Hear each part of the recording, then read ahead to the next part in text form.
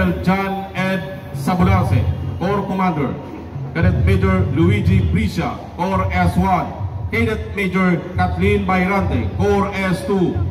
Cadet Captain J-Boy Bugtung, Corps S3. Cadet Captain Francis Sinfuego, Corps S4. Major Leader, Cadet Captain Alaysa Zui Salgado, DBC Leader. Cadet Captain Alan Misia, Company Commander. Cadet Captain Anthony Bayrante Jr., Company XO. Cadet Captain Princess Anne Bautista. First Platoon Leader Boys Cadet Jero Azael Briñas, Second Platoon Leader First. Cadet Captain Giselle Borella. CAT Facilitator Jerome B. Motor. Edwin Caldan. DBC Coordinator Benji Briones and Marie Concepcion.